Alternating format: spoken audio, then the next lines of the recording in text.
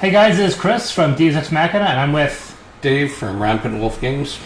Great, and we are here to do a few more, I'm sure, very pleasant and non-argumentative or confrontational top 5 lists. And we, well, at least we won't do any rape jokes this time. I swear to God. So we are here with the top 5. Which one are we doing first? Bottom up top, top to bottom. Anticipated Kickstarter, I think. Yeah, so top 5 anticipated Kickstarter games. Now, the first rule about this, if I remember correctly, is that we all have to have paid into these. Yes. So my 5 are all ones I paid into. Correct. And I also want to make the point that at this point, these are 5 that I have not received. That's the definition of the word anticipated. Correct, yes. Because oddly enough, despite the fact that I didn't get anything for about 8-9 months, I got 3 of them in 3 weeks. Yeah, same. I got Who Goes There, Mystery of the Temples, and Star Realms just arrived like 5 minutes ago. I got Who Goes There, Master of the Galaxy, and Now Boarding. Oh, you got, Now Boarding just came out. Yeah, exactly. So these are games that probably won't come out for a while. One of them will probably come out this year. The other 4 will not. Okay, so we'll start with good old-fashioned, just who goes first. All right, so I go first. So my number 5, there's a lot writing on this one because it basically will depend on my confidence with miniature forward gaming from this point forward. Okay. Because I call it miniature forward gaming if the game is selling miniatures first and foremost, and then the game is an afterthought. I think I already know which one it is. It's not Batman because I didn't pay into Batman. You thought it was Batman, but it could be the other one. It's probably going to be the other one. Okay. And the other one is the Hellboy board game. That's what I was going to say. I didn't go into Solomon Kane. Solomon Kane came out just with a point where I looked at my bank statement and went, holy shit. Yeah. What am I doing? It's really bad if you end up having like your bank account and lump together your things, and if you custom create like a Kickstarter one, you close. You don't want to look at it. Oh, that's so much smarter. I just pay my credit card bill and realize I can't. I'm supposed to be quitting my job. I can't because I had to pay off my Kickstarter debt. So Solomon Kane just snuck in after that. Like if Solomon came out 1 month earlier, I would be in debt a bit further. Yes. Even though spiritually it seems to be a similar game. Like the whole thing is the whole thing. You put down tiles with squares on them. You put your miniatures and then you fight. Yep. Right. I got into Hellboy because it was purely cooperative. Yeah. I love the IP. Mm-hmm. I love the artist. Yep. He seems to be intricately involved. You can't just do a Hellboy comic and not have him involved. So I'm really interested in how it blew up big time. Yes. I would probably think Hellboy. It didn't make as much as Batman. I would put it probably 3rd place this year behind Nemesis and Batman because Batman got to 4 or 5. I think it got to 2 or 3. Yeah. And Nemesis destroyed them all. Yeah. So that's because Hellboy is very miniature forward. I have no idea how it gets played. And what's funny is that I'm not even a big painter anymore. I used to be. Yeah. I have a full 40k armies for Nid. I have a 40k army for Tau, and I have a War Machine army for Signar. And I probably could get back into it. Got to buy new brushes and paints and all that, but I have zero interest in painting these things. So I'm at this point going, I know there's a reason why I paid into it. Luckily, it wasn't expensive. I didn't go for the crazy one. Yeah. I didn't go for the crazy one. Minimum entry. See, and that's why I didn't do Star Wars Legion, because we had that talk amongst our friends where it was just like, you can't play Star Wars Legion unless you paint the minis. I'm like, yeah, but... Are those people miniatures or spaceship miniatures? People. Yeah, if there's spaceship miniatures, I would totally get into that, because just paint them silver, black, or just paint them black and then dry brush them silver, and like, you're done. Yeah. It's like this. Yeah, I know it's Stormtroopers and Rebel. If it's Stormtroopers, I can do that, too. Yeah, it's white. Actually, I would do a flat black, white, black wash, polish. I could do that. That's why I picked Tau, which all have their helmets on, and then I picked Nids, which were creatures. Like, you can be whatever color you want. So that's my number 5, Hellboy, the board game. All right. So my number 5, I know I already got some flack for backing this one, but But it's not a game. It's not a game that you've gotten yet, though. No, it's not a one that I've gotten yet, but it's one that the company gets a lot of flack because they put out a lot of product, but that doesn't necessarily mean that it's a bad one. Okay, however, so it's a Cool Mini or Not title. That's right. Called it! It's Cthulhu Death May Die. You back that? I did. I thought you'd walked away by that point. Oh my god! Oh please! I don't. What level did you play? I mean, I'll admit, Hellboy. I'll admit every pledge level. I pledged at the minimum $100, £100, which means it's probably $500. The €100. It's like €100, I think, for Hellboy. So it's like $175. I backed at the level just below the life-size mini of Cthulhu. Why not get the life-size Cthulhu? By the way, it's not life-size. By the way, life-size is it's like this. It's the size of your baby. Exactly. You actually have a baby. Yeah. Exactly. But yeah, no. What was the price of that? Do you remember that level? Not off the top of my head, but I remember the Hellboy one was about €100. Yeah, it was up there, but of course, the thing that always gets me is, of course, it's US dollars, and I'm back in Canadian dollars. So it's always like, oh, it's $100, and you're like, oh, not really. Not $100. So 196 Canadian. Yeah, but it's only 150 American, so it doesn't hurt as much. But yeah. So that was my number 5. What's your number 4? Okay. My number 4 is I should have actually researched these a bit more. I remember. Okay, this one, it's not anticipated because it made a boatload of money. Mm-hmm. There are some Kickstarters that I'm looking forward to that just squeaked, just like Morn Quest, which had a failed Kickstarter campaign. The second one succeeded, and it's not on my list. It barely made it. But this one, I am really intrigued. It's called The Faceless. Never heard of that.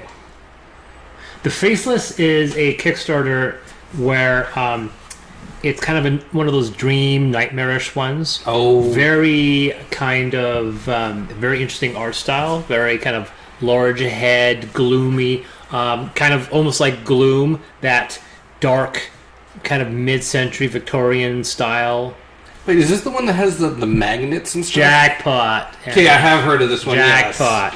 Yes. Yeah, so the whole idea is that as you move your miniatures around, there's a magnet, and there are magnets in the miniatures. Yep. And so you're altering the direction of this kind of compass, and that affects certain things. So as you place your characters around, you're trying to alter the course. Yep. I think like the villain moves in the direction of the compass, so you have to kind of alter the direction.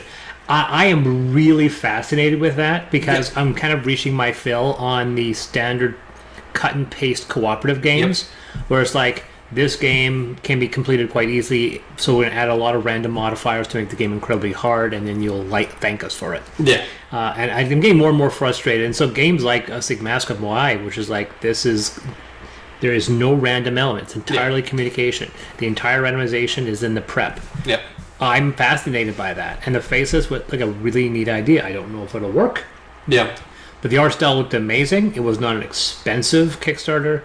No. But I would really like these strange, alternative, cooperative games to succeed. So that's my number 4, The Faceless. Reminds me of the one that I was hoping was going to make it, and it's good because you can cut it out, but if you want, it was called Gravity.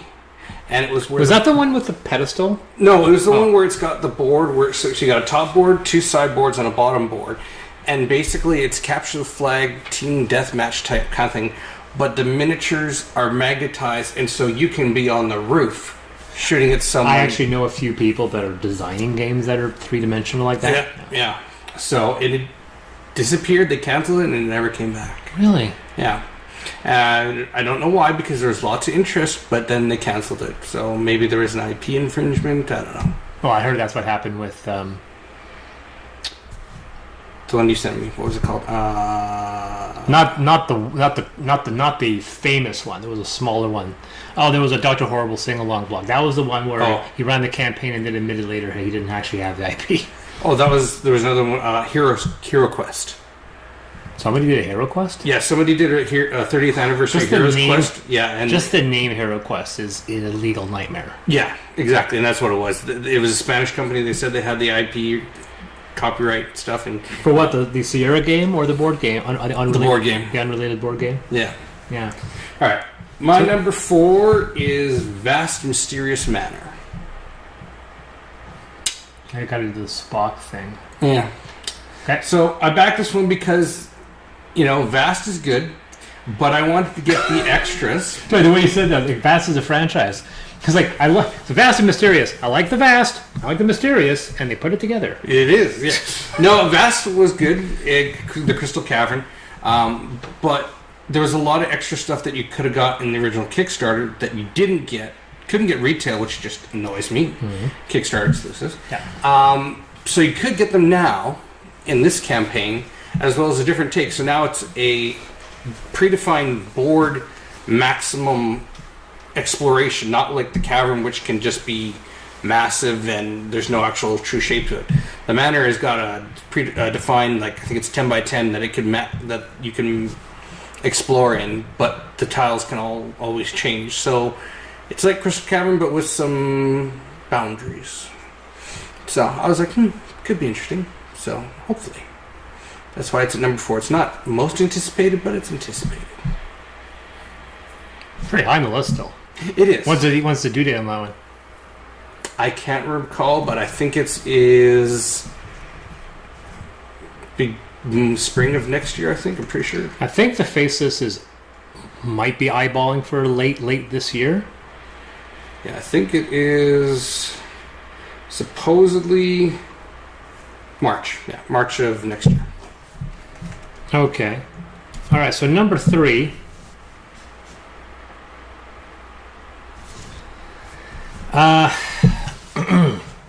This one could almost be on an overhyped list, just because of so much attention this game's gotten.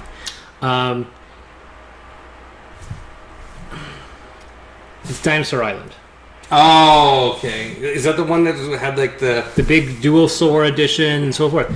I heard about this game obviously about a year ago. No, I'm thinking Fireball Island. Sorry. What's it? Fireball Island. That's what I'm thinking. Oh God, no! I wouldn't put Fireball Island. That game can burn in in a fire for all eternity. I have no interest in Fireball Island. I am not 5 years old.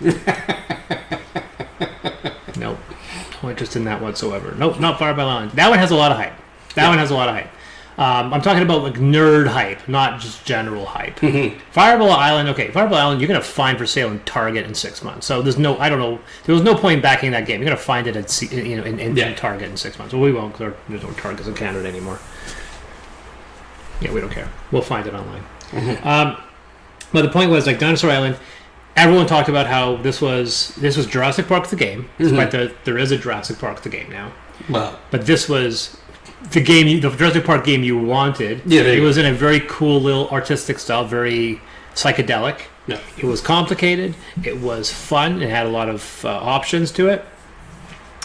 And then some suppliers got them in Canada, but good luck trying to get them. They were nearly impossible to find, and then they ran out. So instead of doing a second print run, you do a second Kickstarter, because that's what you do today. So they went and did it, and they offered the dual sword. I almost didn't back them. There's a part of me just I'm going to wait, and I'll be able to buy it for probably the same price, if not cheaper. Yeah. But I got it because I wanted the dual sword expansion and they had a few cool exclusives. Mm-hmm. That's what I got. It was the exclusives. That was the only thing. Yeah. If it was this is the retail edition, wink wink, then I wouldn't. That's why I didn't back Eclipse. Yep. That's the whole point. It looks cool. Nicole, my fiance, is going to play that game to death. Mm-hmm. If there's a solitaire mode, I will not see her again. She's going to lock herself in a bedroom and just play it. She's going to be I'm going to walk over. She's going to be sitting in a bedroom smelling of stink, right? Yeah. Unshaven. She's going to look like a Wookiee. And I'm well, she's French. Yeah. And I'm what happened? I'm playing Dual Sword again. You want? No, please, for the love of God, honey. Mouthwash. I'm going to hose you down. Because you're literally glued to the bed. But so that's number 3, Dinosaur Island. All right. So my number 3 is... I love my fiance, by the way. Dearly, I love her. So my number 3 is... it's kind of an interesting game because they've already got 10 seasons of this game planned out. And they've already delivered the first season, and then each season is going to be a new Kickstarter. And that's Dice Throne Season 2. Oh, yeah, I was thinking, I almost on the tip of my tongue. Okay. Yeah. I was close to getting this one. Yeah. It is... for whatever reason, it's quick to teach. Everyone seems to enjoy it. It's basically... I don't want to say it's magic, but it's basically... It's magic. No, like the magic. I want to do that. Dun, dun, dun, dun. No, it's... effing magic. So go on. Everybody gets it. Eric picks it up quick, and it's got that... Unless Paris don't get it. Yeah. Sorry. No, actually they did. But it's got that Yahtzee feel to it. So it's roll the dice, try and get the combinations roll again, try and get the combination roll again, and that's what you're stuck with. So, and then you try and use that to inflict harm on other people or heal yourself. That's basically the game. Then why is it a TV show with multiple seasons? Well, no, it's not a TV show. It's Kickstarter. I know, but what's the multiple seasons? What's second season going to offer you? More playable characters. There's a season we don't know. Like microtransactions to me. It could be. It very much could be. But they keep telling us there's going to be some new elements, and they've got stuff planned out. But of course, we've all heard that before. Very much so. So that was my number 3. Yeah. So the Drek of my list is over. Like I said, I had okay, I'll throw in Hellboy instead of this, and Faceless instead of I had a couple. It was hard. The 3 were hard ones because I had stuff like the Gia re-release is on my list. There's one called Pandorum, which I wish was related to the movie, but not. And a whole bunch of other ones. But the bottom 2 were locked in stone. So my number 2 is one that I literally backed at 24 hours before the end. I backed Nemesis, and that was a lot of money, right? And I was moving into this one. I'm like, I don't know if I want to. I don't know if I want to. I don't know if I want to. But there's a part of me that really wanted it because it looked batshit crazy. Okay. And that was Planet Apocalypse. Okay, I don't remember seeing that one. Okay. First of all, it's done by Sandy Peterson. Oh, okay, yeah. Who did Cthulhu Wars. Cthulhu Wars. Yeah. Now, our local game store has Cthulhu Wars. Have you seen the box of Cthulhu Wars? Yeah. It dwarfs Gloomhaven. I know. I've played Cthulhu Wars. Is it good? Not for what you pay for it. Okay. So if it was a free game, it'd be amazing. But you pay $200 some, so it's not. No. It's basically Risk with Cthulhu. So no interest in that. No. Competitive though. Yes. So Planet Apocalypse is cooperative, right? The map I really know for a fact the game is not going to look this big. The boards are gigantic. I mean, there's he just puts out these big pieces of thick plastic card that are 6 feet across with these giant miniatures. And I'm like, there's no way. I mean, the game you have to be able to transport this. How are you going to ship this thing except in a coffin? Boy, that's a thing you should do. A hearse to transport your games. Exactly. Yes. Ass Man Funeral now distributing. Well, Snakes and Lattes, which is a restaurant, did the distribution for. But anyway, so by the way, those of you not from Prince George, that is actually the name of funeral home, Assman's Funeral. Yeah, I said that because I could say Ass Man without. Yes. Yeah. Which is weird too, because of the whole David Letterman thing when he found that place called Ass Man Gas. Apparently, Canadians have no problem naming things Ass Man. No. And it's a legal name, so we can say it without any form of problems or bleeping. Ass Man. Yeah, totally. Yeah. But anyway, Planet Apocalypse has one thing going for it, which is I still don't know how it plays. I got an idea how it played. I watched it play through. It's like, okay, this is going to do some work. So some dice, some movement. There's a guy named Keith Thompson. He's an artist. I actually knew the guy for a short time. When I was developing Amethyst, I was contacting artists. Keith was one of the number one people that I wanted to go for. He is extremely talented. His art style is incredibly unique. But he priced himself out. Everyone has an industry standard. Literally every artist I contacted to had the exact same rates. Yeah. Except Keith, that was double. So I just couldn't justify it. My friends and the people who were helping me fund my game, they were still willing to pony up the dollars. I was like, I can't risk it. I can literally get 4 pieces of extra artwork for the same price as this guy's one. Yeah, exactly. And he's done work. He's done work on some games. He's done work on some movies. There's actually a movie where he did the monster, and it's probably one of the coolest, most original-looking monsters that's been put to film in the last 5 to 10 years. I can't name the movie right now, but maybe I'll just flash it on the screen for you guys later. I'll just do it right here. And then it'll look like magic, even though I'm not really good with post-editing.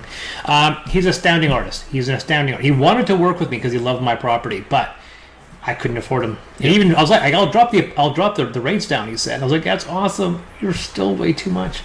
But his art style's fantastic. Go look at. He designed all the monsters, which means I know where the vast majority of this budget this game went to was paying for him. Mm-hmm. It wasn't even it didn't explode like some of the games on the list. It was like 500, 600,000, which is really good. Yeah. But compared to the other games we talked about this list, with the exception of Faceless, Hellboy, Dinosaur Island, all got past it, or all got close to 1 million, or if not surpassed it. This game was 500,000, but I'm actually more excited to this because now that I've looked at all these other games that I've backed, that's the one that seems to be the most batshit crazy. Mm-hmm. But the freakiest miniatures I've seen. It's like so many miniatures, like, oh, standard sword guy, but this sword guy has a nice hat. I go, yeah, but the creatures in Planet of Pod, I'm thinking 5 years from now, people are going to look back on. You're going to look at a display of all your miniatures, and someone's going to point at those and go, "What in the hell are these things?" Yeah. I go, that's Planet Apocalypse. The game can suck, but those miniatures look pretty cool. So that's my number 2, Planet Apocalypse. Cool. So my number 2. I know you're gonna do the face, but U-Boot. So the submarine simulation game. Oh, I know U-Boot. Yeah. No, I didn't back it. Yep. I was tempted for the length of time that Data from Star Trek Next Generation gets tempted. 0.05 seconds. For an android, that is an eternity. But for me, it wasn't an eternity. I was like, I saw a playthrough, and I was like, nope. Yeah, not to each their own. I think in your circle, I can understand that. Yes. And I will definitely play this game with you. Yes. But in my circle, that game would not sell. No. But I your can see circle, that, yeah, absolutely. Yeah. Because you're a crowd that plays Sonar. My group wouldn't play Sonar. Your group plays Sonar. U-Boot, absolutely. I would totally be on board playing U-Boot with you. Yeah, but see, my group also plays Legendary Encounters, and your group does. I want to play Legendary Encounters. I know. I want to play Legendary Encounters. Call me up. You know I want to. So yeah, no, I can support it. I didn't, but I can understand why you did. Now knowing your game group. All right. So rock paper scissors for number 1. Did you did it too? That was my number 2. That was U-Boot. Yeah. Okay. All right. Oh. All right. So you get to go first. Sweet, because I'm guessing this may be your number 1 as well. But we've already mentioned it once. So Nemesis. And I'm excited for it, but I keep hearing little things popping up on the periphery about, oh, this company has some issues. I'm like, I don't want to hear this at this point in time. I've already given them my money. I don't want to. I don't want to hear it. It's just, and I have emailed the company to ask them about a different game they produce, and I got 0 response back. And I was like, or they're Polish. Yeah. Not sure why that matters, but they're Polish. Yeah. I mean, during the campaign they did some videos. I mean, it looks like they've got a pretty large production studio, and this is not their first rodeo. It's not their first rodeo, so I'm hopeful that it delivers. But there's always just that little bit niggling in the back of the mind. Just like, damn. Well, you expressed the fact that the company Awaken Realms. I'm still confused by how the whole thing works, because Awaken Realms is responsible for this War of Mine. Correct. Except that the name Awaken Realms isn't on this War of Mine. It's very confusing. If you look at their credits, they made the game, but that brand is not on the product. Yeah. And then they also did, Lords of Hellas? They did Lords of Hellas. Now, is Awaken Realms name on that one? I don't know, but I know that one has turned into a nightmare. A lot of people got it. I mean, people I know who have gotten Hellas and say it's a good game. Yes, but then there is the...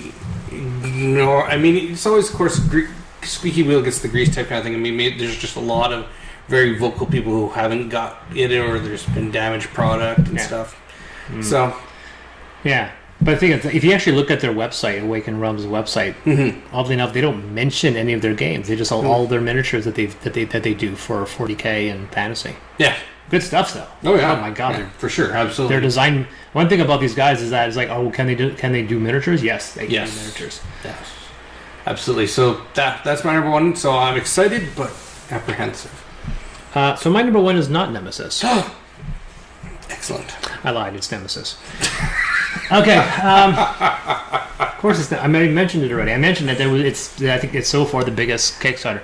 I think Kickstarter campaigns, when they start in the holiday season, even if it's after Christmas, they seem to do well. I think they came out at a good time. They had a good campaign. It made a ton of money. They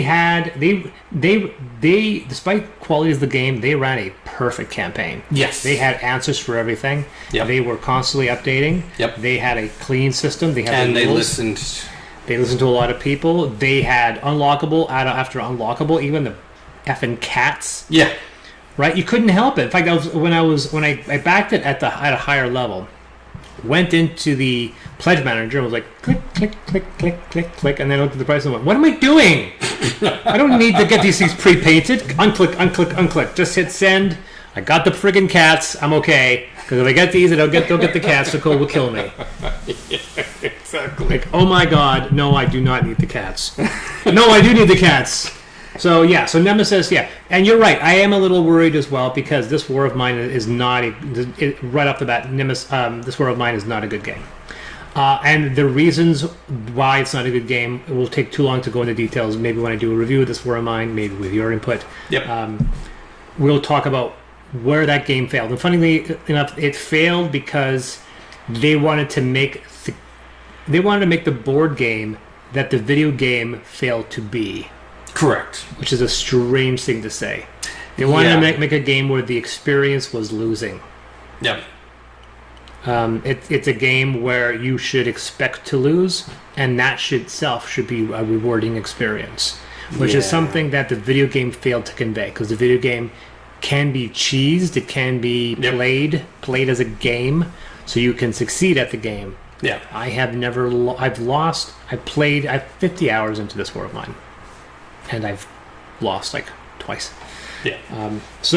Nemesis. But they're pretty open. They posted the rules. They've modified and amended the rules based on input. Yep.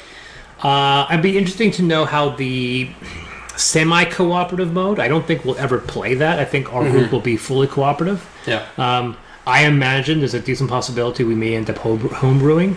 I like the concept. Yes. I think it's about damn time we had a game of that scope. Yes. I was mentioning the fact that one of my favorite films of all time is Alien. I just mentioned a film called Pandorum, which if you haven't seen it, watch Pandorum. It's one of the most underappreciated space sci-fi horror films of the last 20 years. Like, really. I'm that one. If that one fails, like if that one disappoints, because that one's going to have probably the latest delivery of all of these. Planet Apocalypse and Nemesis are both bound to. Actually, that's not true. I think Nemesis might actually deliver this year. Like the first box, the base box. I did all together. So I did split shipment. So I will get Nemesis. I think this November, which means July. But then the all together all the rest of the expansions show up in February. So next December. But so if that happens, then Nemesis and Planet Apocalypse will be out around the same time. Yeah.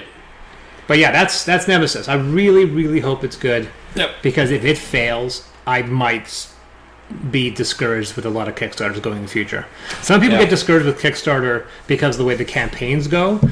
For me, it's a delivered product. I actually really, really like, even despite the misgivings of who goes there, I still like their effort they made into the game.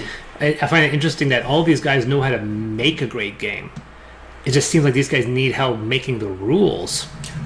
Almost every one of these guys is like, you guys need someone like, no, we can do a board game because we have a graphic designer, and we have production facilities, we have a 3D modeler, we could totally make this work. And I go, who's making the game? Yeah. Like, no, we'll make the game. It's like whenever video games, they're like, oh, we have programmers and we have art designers. Like, who's your writer? Oh no, the guy who's the programmer, he'll write. Like, well, he doesn't know how to make a complete sentence. What's wrong with you? Yeah. A lot of people take advantage of writers. And a lot of these guys, I mean, I'm saying that Awakened Realms should know what they're doing when it comes to writing. This War of Mine has a book of 1,000 entries. There's a lot of detail, and the writing's pretty solid. But I'm talking about making a balanced game mechanic. Like, who goes there? Once again, as we mentioned, 3 hours plus game with player elimination. Whenever you get killed off in the first hour, it's like, oh, why don't you go watch a movie or sit in the sidelands? Yeah. It's like, why couldn't you do a Dead of Winter thing where it's just like, oh, Johnny Five shows up. Yeah. I'm not sure why he's Johnny Five, but the idea, the fact that one guy moves out, another guy moves in, you have eight miniature cards. Yeah. If you have the expansion, well, this guy's dead. This guy, because the facility had 30 people in the short story. I've read the Joseph W. Campbell story. Yeah. So I know how that is. You can easily just swap. Wait, now you're this guy. Yeah. And just keep on playing. Yeah. There are ways to make that work. Yeah. So, yeah. Anyway, so that's my top 5 anticipated Kickstarter games. Number 5, Hellboy, the board game. 4, Faceless. 3, Dinosaur Island. 2, Planet Apocalypse. And 1, Nemesis. And my number 5 was Cthulhu May Die. 4 was Vast Mysterious Manor. 3 was Dice Throne Season 2. Number 2 was U-Boot. And number 1 was Give you a boot. Nemesis. Yes. All right. Das U-Boot. So I am Chris. I'm Dave. And we will catch you next time.